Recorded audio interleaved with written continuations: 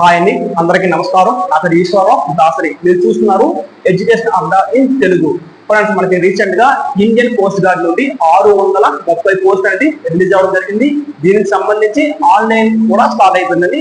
మనకి last date వచ్చేసరికి ఈ మంత్ జూన్ 25వ తేదీకి లాస్ట్ డేట్ ఇవ్వడం జరిగింది. సో లాస్ట్ డేట్ అనేది మన ఇంకా పొడిగింపు ఉండదు. సో అది గుర్తుపెట్టుకోండి. ఇంకా మనకి 10 రోజులు మాత్రమే ఉంది కాబట్టి కొంచెం కేర్ఫుల్ గా అప్లికేషన్ పెట్టుకోవడానికి ముందుకైతే వెళ్ళండి. మనకి ఈ యొక్క ఇండియన్ కోస్ట్ గార్డ్ లో 3 రకాల పోస్టులు అనేది ఇవ్వడం జరిగింది. మొదటిగా Navik general duty. Navik general డ్యూటీకి ఇంటర్మీడియట్ లో ఖచ్చితంగా ఎంపీసీ పాస్ అయి ఉండాలండి. అలాగే Navik domestic branch. Navik domestic branch వచ్చేసరికి 10th క్లాస్ పాస్ అయితే సరిపోతుంది. నెక్స్ట్ యాంట్రిక్. యాంట్రిక్ కి 10th క్లాస్ తో పాటుగా డిప్లొమా చదివి ఉండాలి. డిప్లొమా లేకపోతే 10th క్లాస్, ఇంటర్మీడియట్, అలాగే బీటెక్ చేసిన ఎలిజిబుల్. సో అది గుర్తుపెట్టుకుని మీరు అప్లికేషన్ అయితే పెట్టుకోవడానికి ముందుకైతే వెళ్ళండి. అలాగే మన సబ్స్క్రైబర్స్ కొందరు కొన్ని డౌట్స్ అయితే అవ్వడం జరిగింది. సార్, ఏజ్ రిలాక్సేషన్ ఉంటుందా ఉండదా? ఏజ్ రిలాక్సేషన్ అయితే ఉంటుందండి. మనకి జనరల్ ఏజ్ వచ్చేసరికి 18 నుండి 22 సంవత్సరాలు ఏజ్ అందరూ కూడా ఎలిజిబుల్లే. ఫర్ ఎగ్జాంపుల్ జనరల్ ఏజ్ చూసుకుంటే మనకి 2004 మార్చి 1వ తేదీన తర్వాత పుట్టిన అందరూ కూడా ఎలిజిబుల్లే. ఏ కేటగిరీకి? జనరల్ కేటగిరీకి. అలాగే ఇప్పుడు ఓబీసీ వచ్చేసరికి మనకి ఏజ్ రిలాక్సేషన్ ఎంత ఉంది? 22. ఓబీసీకి 3 ఇయర్స్ అండి. మనకి జనరల్ ఏజ్ 18 నుండి 22 కదండి. 22 ప్లస్ ఓబీసీకి 3 ఇయర్స్ ఎంత అవుతుందండి? 25 సంవత్సరాలు అండి.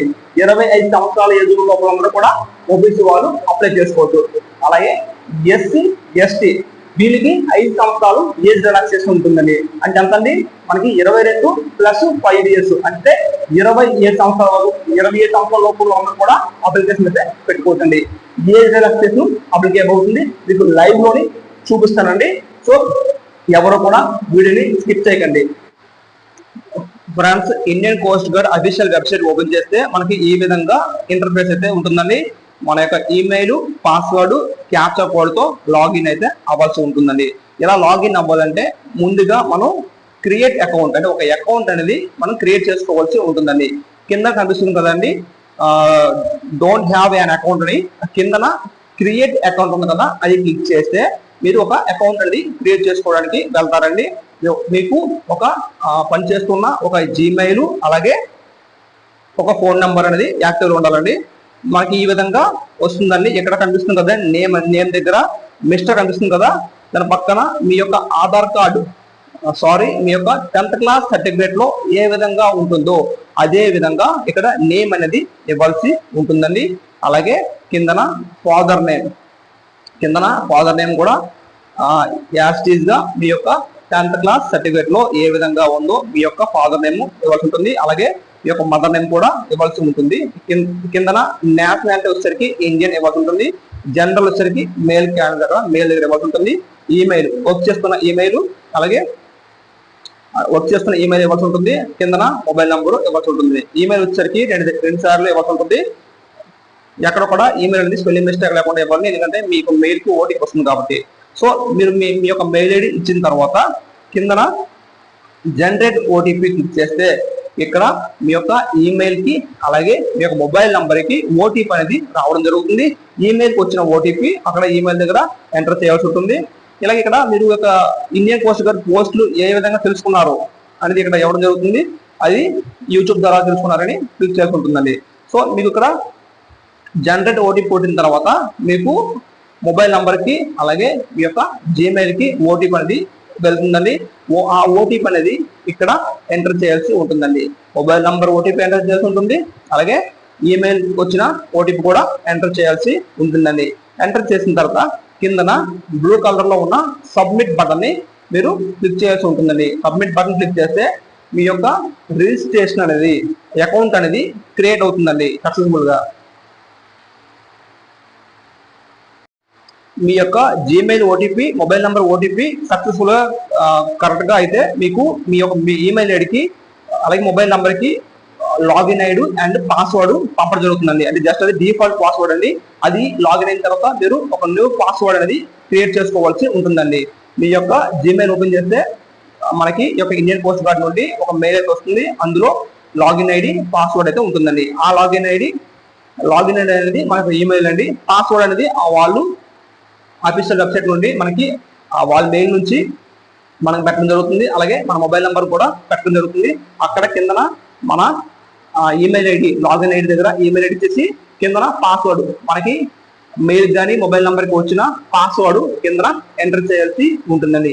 ఎంటర్ చేసిన తర్వాత కిందన క్యాప్చా అనేది సరిగ్గా ఎంటర్ చేయండి. చాలా చిరాకు వస్తుందండి.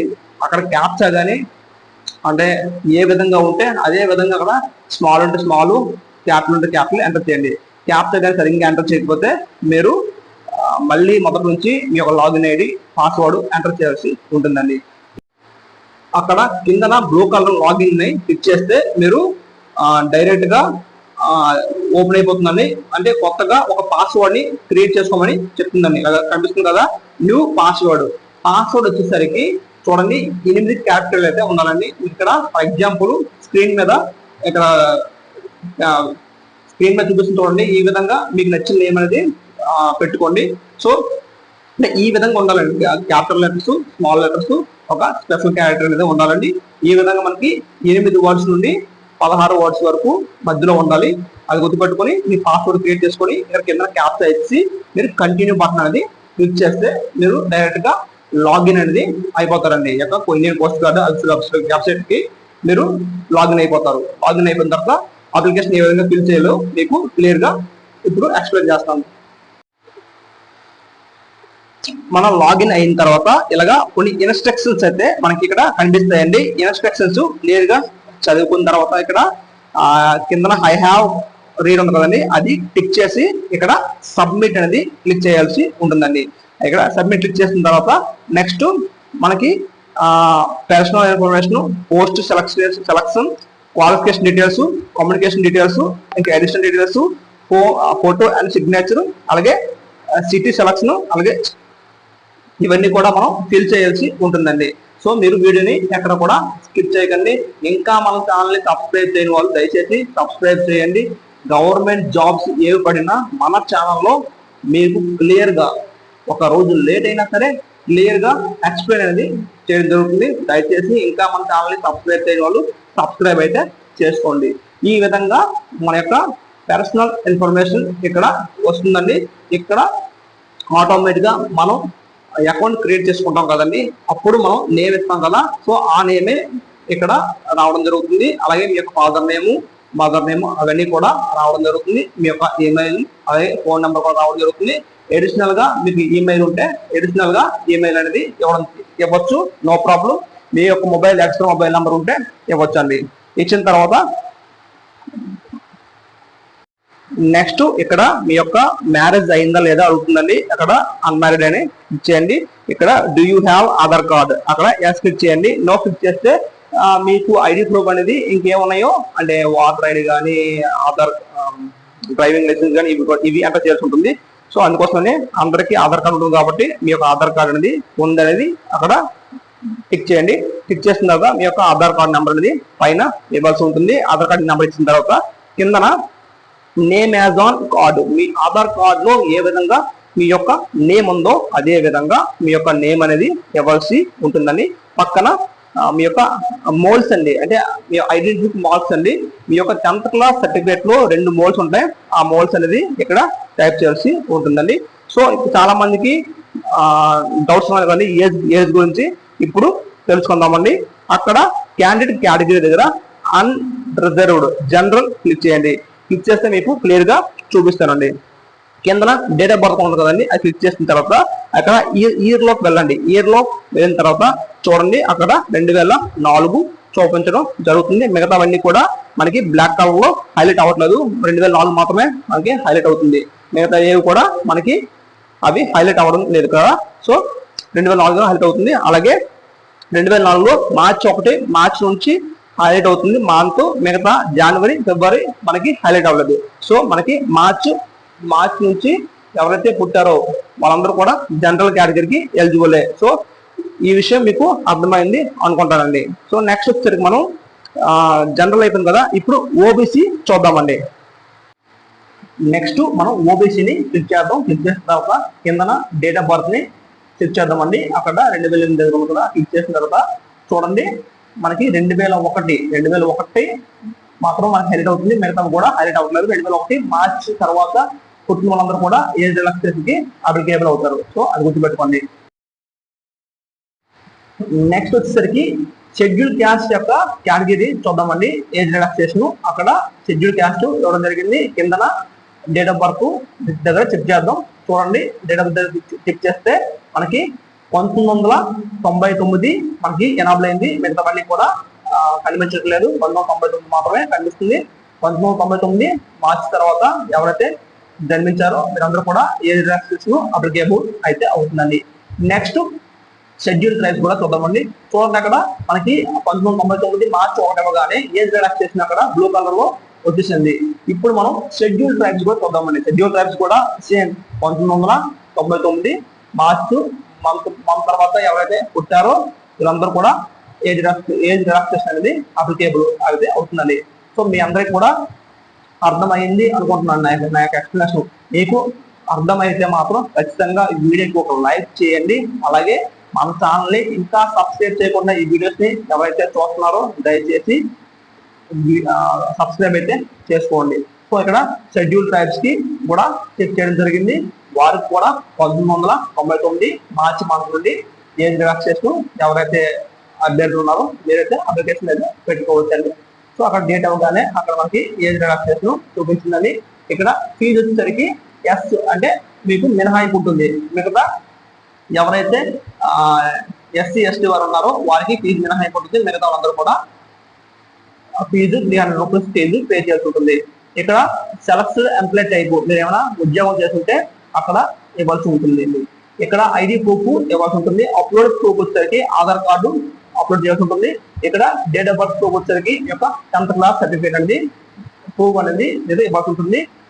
ఇక్కడ చూడండి ఫ్రెండ్స్, ఇక్కడ మన కేటగిరీ దగ్గర మన కేటగిరీ ఎంచుకుంటాం కదండి. ఎంచుకున్న తర్వాత కేటగిరీ ఇచ్చిన తర్వాత కిందన డేట్ ఆఫ్ ఇష్యూ అంటే మన యొక్క సర్టిఫికేట్ అనేది మీ యొక్క ఓబీసీ కానీ ఎస్సీ సర్టిఫికేట్ కానీ ఎస్సీ సర్టిఫికేట్ కానీ ఎప్పుడు ఇష్యూ చేశారు అనేది డేట్ అనేది ఇక్కడ అడగడం జరిగింది. ఆ యొక్క డేట్ అనేది ఇవ్వాల్సి ఉంటుందండి. ఇచ్చిన తర్వాత కేటగిరీ సర్టిఫికేట్ వ్యాలిడిటీ. సో మనకి వ్యాలిడ్ డేట్ అనేది అంటే ఆల్వేస్ వ్యాలిడ్ ఉంటుంది, అది మాత్రం ఫిక్స్ చేసుకోండి. సో అంటే ఎక్కడికి సర్టిఫికేట్ ఎక్స్పైరీ డేట్ అయితే మనకు ఉండదు కదా. సో అందుకోసమే అక్కడ ఆల్వేస్ వ్యాలిడ్ ఉంటుందండి, అది క్లిక్ చేయండి. క్లిక్ చేసిన తర్వాత మీరు కిందన డేట్ ఆఫ్ బర్త్ ఇవ్వాల్సి ఉంటుంది. డేట్ ఆఫ్ బర్త్ ఇచ్చిన తర్వాత proof of date of birth ఉంటుందండి. అక్కడ మీరు క్లిక్ చేస్తే మీరు 10th క్లాస్ సర్టిఫికేట్ పెడతారా లేదా బర్త్ సర్టిఫికేట్. సో అందరికీ 10th క్లాస్ సర్టిఫికేట్ కాబట్టి 10th క్లాస్ సర్టిఫికేట్ ని పెట్టండి. అలాగే అక్కడ ఫీజు అనేది పే చేయాల్సిన అవసరం లేదు ఎవరైతే షెడ్యూల్ ట్రైబ్ ఉన్నారో. సో షెడ్యూల్ ట్రైబ్ సంబంధించిన అప్లికేషన్ అనేది నేను పెట్టడం జరిగింది. కిందన సెలెక్టెడ్ ఎంప్లాయ్ మీరు అన్ఎంప్లాయ్ అయితే అన్ఎంప్లాయ్ పెట్టండి. ఇక్కడ చూస్ ఫైల్ ఉంది కదండి, మీ యొక్క ఆధార్ కార్డ్ అనేది ఒక జేపీజీ ఫార్మాట్ లో మీరు అప్లోడ్ చేయాల్సి ఉంటుందండి. అలాగే మీ యొక్క date of birth proof 10th class certificate కూడా జేపీజీ ఫార్మాట్ లో మీ యొక్క 10th క్లాస్ సర్టిఫికేట్ ఒక ఫోటో అనేది ఇక్కడ అప్లోడ్ చేయాల్సి ఉంటుంది. అది కూడా 50 KB నుండి 150 KB లోపు ఉండాలండి. సో అది గుర్తుపెట్టుకోండి. ఇక్కడ సేవ్ అని బటన్ క్లిక్ చేయాల్సి ఉంటుంది. క్లిక్ చేసిన తర్వాత మీ యొక్క పర్సనల్ డీటెయిల్స్ అనేది సక్సెస్ఫుల్ గా అయిందండి. ఇక్కడ పోస్ట్ సెలక్షన్ అనేది, సో మీ యొక్క క్వాలిఫికేషన్ బట్టి మీరు పోస్ట్ అనేది సెలెక్ట్ చేసుకోవాల్సి ఉంటుంది. ఏదో ఒక పోస్ట్ మాత్రమే మీరు అప్లికేషన్ అనేది పెట్టుకోవాల్సి ఉంటుంది. ఫర్ ఎగ్జాంపుల్ మీరు ఇంటర్మీడియట్ ఎంపీస్ ఉంటే నావిక్ జీడీని సెలెక్ట్ చేసుకోండి. అలాగే 10th క్లాస్ ఉంటే నావిక్ డీబీని, డిప్లొమా ఉంటే యాంత్రిక్ని. సో నీ యొక్క 10th క్లాస్ ఫోర్వర్డ్ నేను అప్లికేషన్ పెట్టడం జరుగుతుంది కాబట్టి నేను నావిక్ డీబీని క్లిక్ చేస్తున్నాను. అక్కడ సేవ్ దగ్గర క్లిక్ చేసి ఓకే క్లిక్ చేయండి. క్లిక్ చేసిన తర్వాత మీ యొక్క పోస్ట్ సెలక్షన్ కంప్లీట్ అయిపోయింది. ఇక్కడ 10th క్లాస్ క్వాలిఫికేషన్ డీటెయిల్స్ ఇవ్వడం జరిగింది. ఇక్కడ డూ యూ హ్యావ్ పాస్ ఉంది కదండి, అక్కడ ఎస్ క్లిక్ చేయండి. మీ యొక్క బోర్డు అనేది ఇక్కడ ఇవ్వడం జరుగుతుంది. మీ యొక్క బోర్డు వచ్చేసరికి board of secondary education Andhra Pradesh అండి. సో తెలంగాణ వాళ్ళైతే తెలంగాణని ఇవ్వాల్సి ఉంటుంది. అక్కడ పక్కన మీ యొక్క 10th class number certificate number ఉంటుందండి, రోల్ నెంబర్, అది పక్కన ఇవ్వాల్సి ఉంటుందండి. సో చాలా కేర్ఫుల్ గా మీరు ఫిల్ చేయాల్సి ఉంటుందండి. సో గుర్తుపెట్టుకొని జాగ్రత్తగా ఫిల్ చేయండి. మీ యొక్క 10th క్లాస్ రోల్ నెంబర్ అనేది ఇక్కడ ఎంటర్ చేయాల్సి ఉంటుందండి. మీ యొక్క రోల్ నెంబర్ ఎంటర్ చేసిన తర్వాత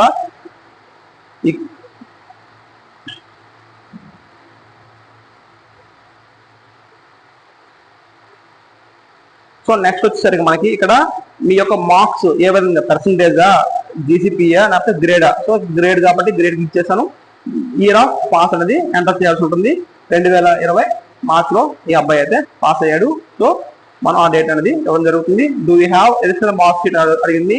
సో మీకు ఏమైనా ఎడిషనల్ గా ఎక్స్ట్రా మార్క్ షీట్ ఉంటే ఎస్ క్లిక్ చేస్తారు, లేకపోతే నో క్లిక్ చేస్తారు.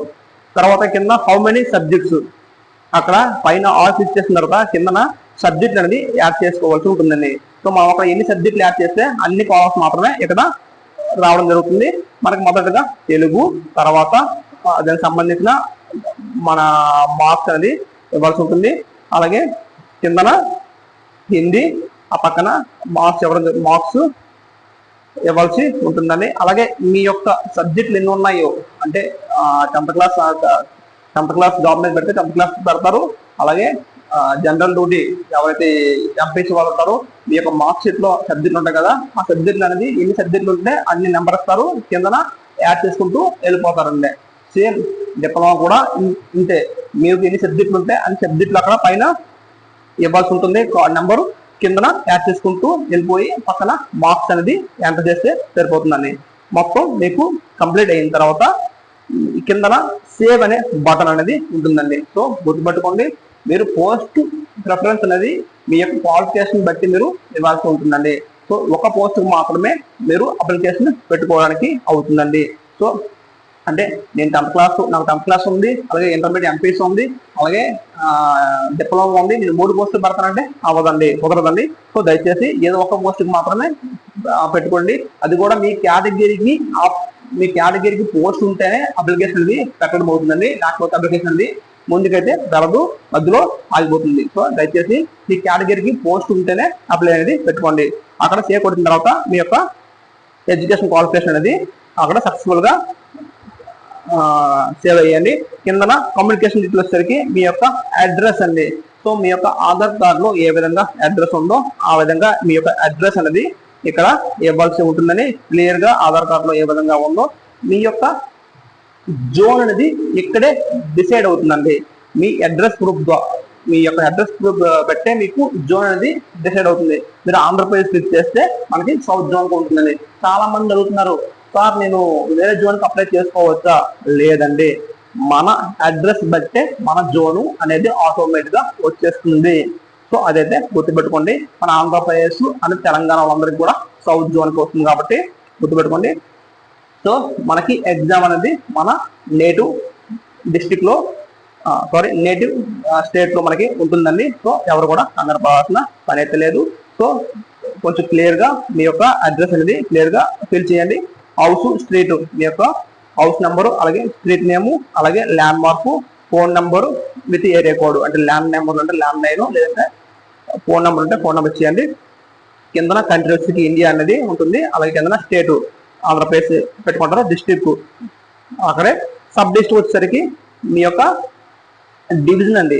So for example Vizianagaram district కి సబ్ డివిజన్ వచ్చేసరికి మనకి బొబ్బులు వస్తుందండి.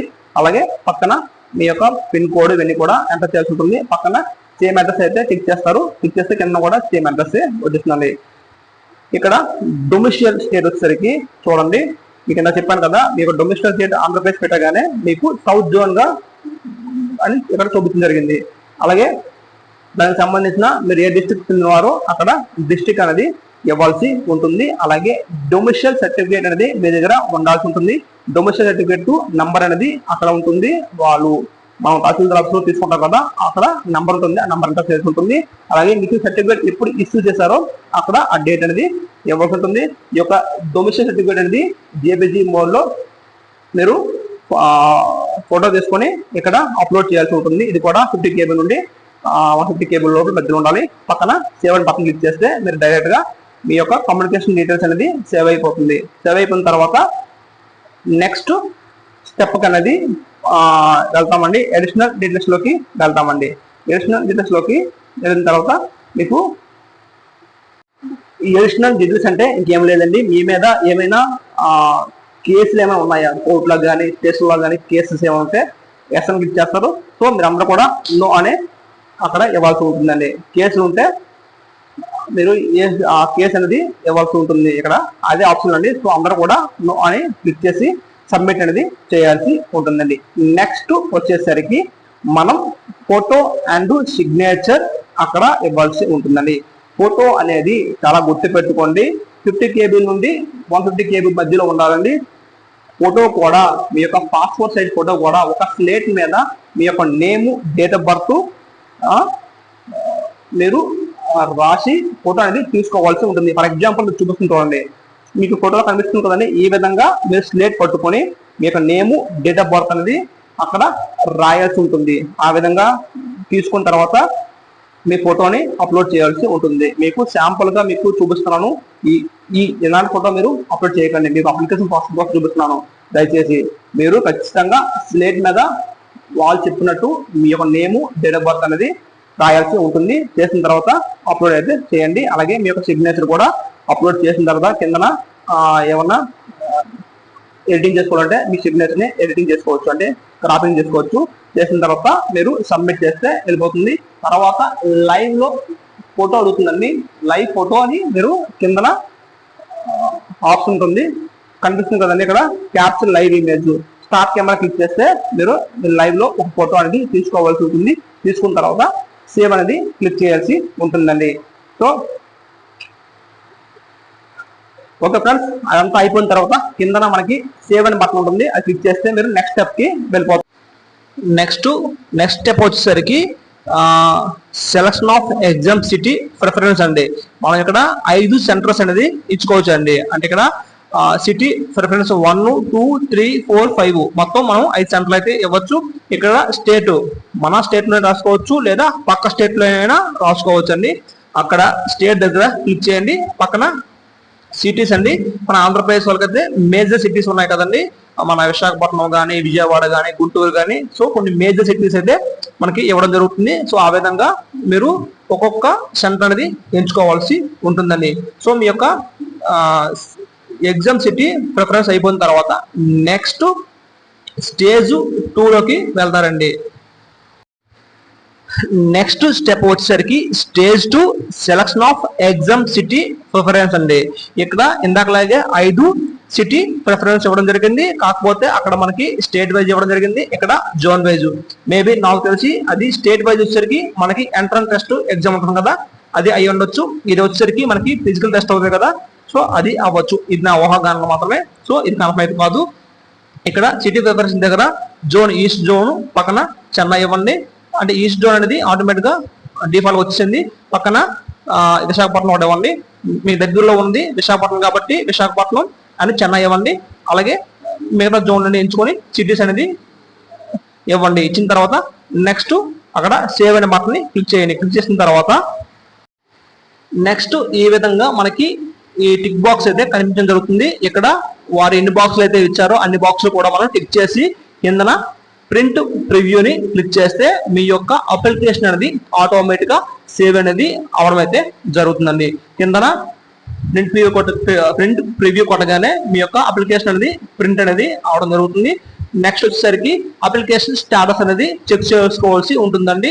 ఎందుకంటే మీ యొక్క అప్లికేషన్ అనేది సక్సెస్ఫుల్ గా వాళ్ళు తీసుకున్నారు లేదనేది అక్కడ ఇవ్వడం జరుగుతుంది. అంటే మీరు ఫోటో కానీ ఇంకేమైనా మిస్టేక్స్ చేసి ఉంటే మీ యొక్క అప్లికేషన్ అనేది రిజెక్ట్ చేయడం జరుగుతుంది. కాబట్టి మీరు అప్లికేషన్ స్టాటస్ అనేది చెక్ చేస్తూ ఉండండి.